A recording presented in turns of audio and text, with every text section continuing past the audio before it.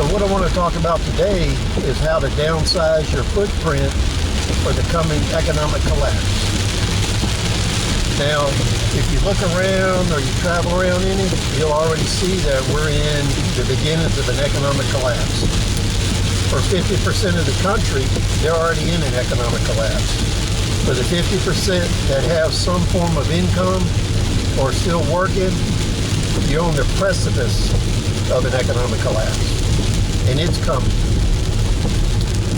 So in business school and in all these business forums, publications, YouTube channels, they always tell you how to scale up, how to scale your business. They're always telling you how to move in one direction to get bigger. But in an economic collapse, you're going to need to scale down, scale back. There's a lot of reasons for this. One is you may not have access to capital. Many businesses borrow their payroll. If you can't borrow, then you can't support your employees, okay? If you can only work at 50 or 25% of your normal capacity, you have to be able to scale your business back so that it is profitable at that percentage of your former business. Because some types of businesses are not scalable. You can't reduce the overhead. You have to have a minimum amount of capital, personnel to actually do that business. If that's your situation, you need to change into some other type of income producing activity. If you're in a business where you can basically cut it in half and still operate at a profit, that's what you're going to want to do. That's how you're going to have to move forward. And what people don't talk about is how you go about doing this. So the first thing you have to do is decide, can my business survive on the income of the customers that I currently have during the economic recession? If the economic recession is going to get worse, how can I address that? Will there be enough customers to support my business so I can make a living? These are not really hard things to determine. Right now, half of the people in the United States are unemployed. What that means is half of the retail base of America is gone.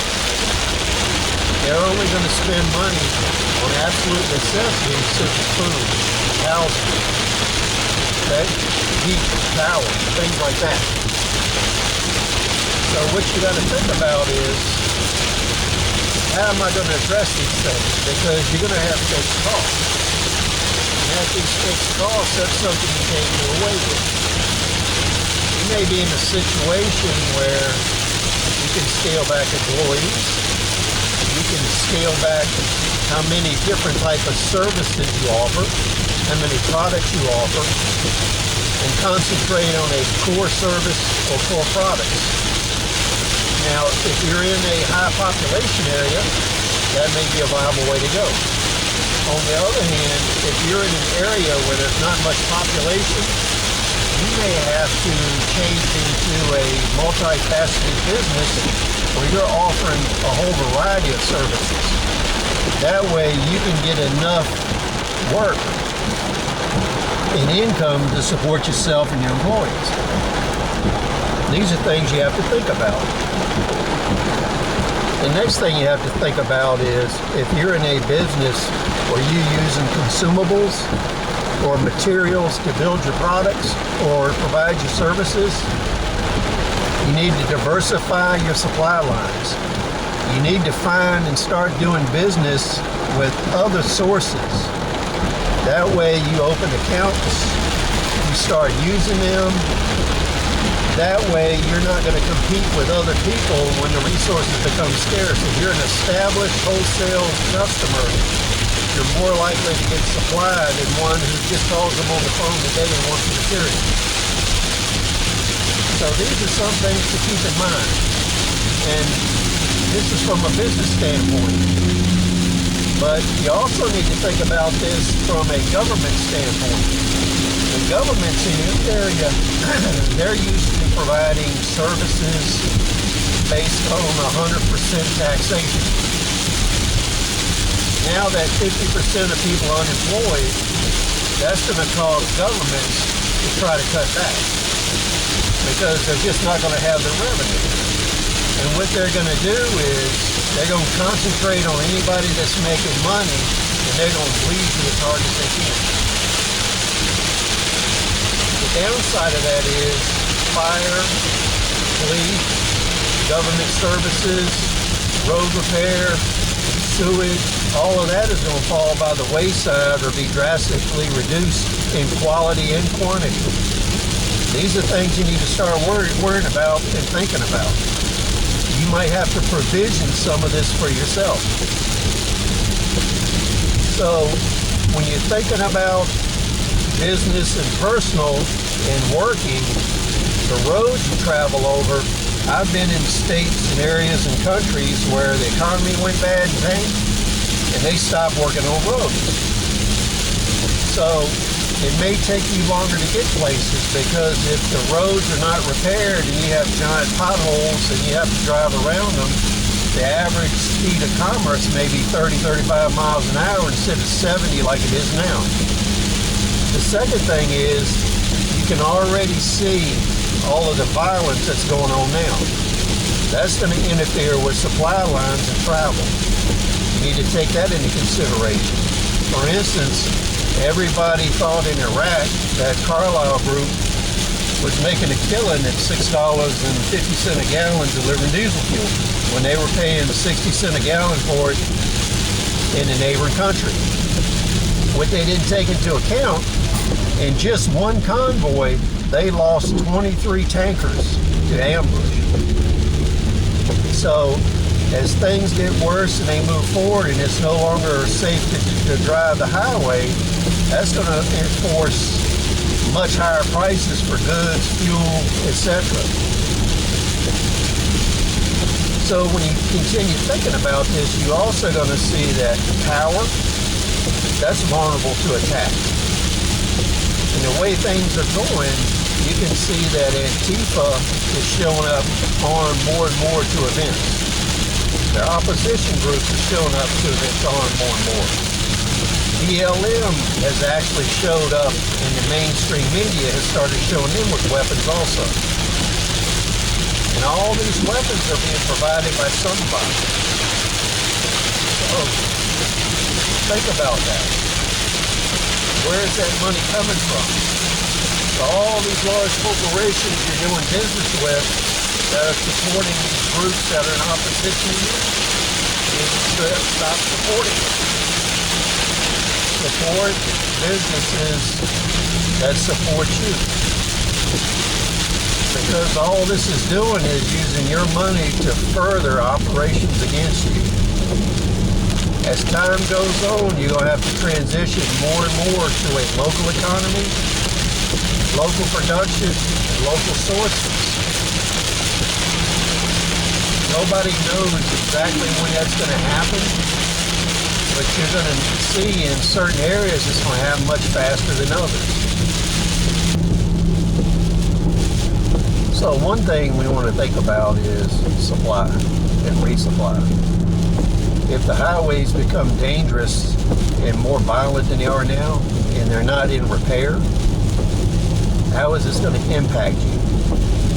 Can you source what you need locally? Do you have to source it from other states? Are you sourcing it from other countries? As we move further and further into a war footing against China, a lot of the trade you're used to getting is going to be cut off. That's one of the reasons the government is moving in the direction it is. They're actually starting to cut trade ties with China in anticipation of a war. So countries that are allied with China, such as Russia, will probably end up cutting ties with them also. And one thing a lot of people didn't realize is over the last 10 years, a lot of the ammunition supply they depend on is coming from Russia. So if that disappears, that's going to accentuate the ammunition shortage even more. So whatever products you're selling, whatever services you're offering, if your materials to support that endeavor is coming from overseas or coming from distant areas in the United States, you must find local areas to do it, to procure that equipment from, to procure those items from.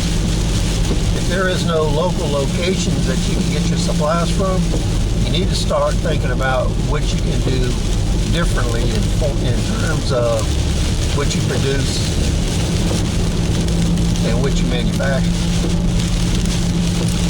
I think a lot of people, by necessity, that are actually making products now, they're going to end up in business repairing products. And repairing stuff, you have a different supply chain demand than you do manufacturing. Now, if you have metal lathes, milling machines, screw machines, things like that, some of those parts you can manufacture from raw stock as you need them right at your location. But it becomes scale of economy.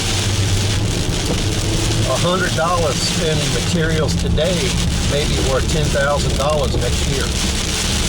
So you need to look in terms of how do you want to spend your money, how do you want to prepare for the future. So one of the next things you want to consider in downsizing your business or scaling it down is what are you going to take for compensation from customers, and how are you going to pay other people for products. So if the inflation continues like it's been continuing the last couple months, you may want to think about trading for materials and services. Now, whether that's a barter exchange, whether it's precious metals, whether it's aluminum, copper, ammunition, you need to think about what you're going to take and trade for your product, and whether you can move that material you're taking and trading to your wholesalers and for other services. Another way to look at it is, can you use the barter goods, precious metals that you're getting in trade for your products to pay your staff?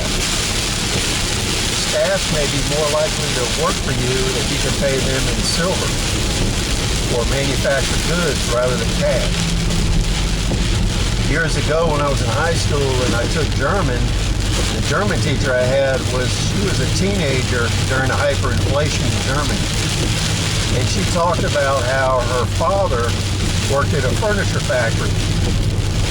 And they would pay them with cash 3 times a day because the inflation was going so fast that it was losing buying power. So they would go at morning break and buy whatever they could, then they would go at lunch and buy whatever they could, and then they go after work and buy whatever they could. And as the money became more and more worthless, and the quantities needed so huge you couldn't transport it around, what the factory started doing is paying employees in the product. So at the end of the day, they would give her father, for instance, at the end of a week, they may give him a table to go trade to get whatever he could. The next week, they gave him 4 chairs, and so on and so on. So when you're looking for employment, you may want to look for employment at a location where they manufacture something that if they paid you in that, you could trade that for what you want. So these are kind of all ramblings and odd thoughts about what can happen and how you could go about improving your situation. So go ahead, share your thoughts. Let me know what you think. Please rate, subscribe. We'll see you on the next video.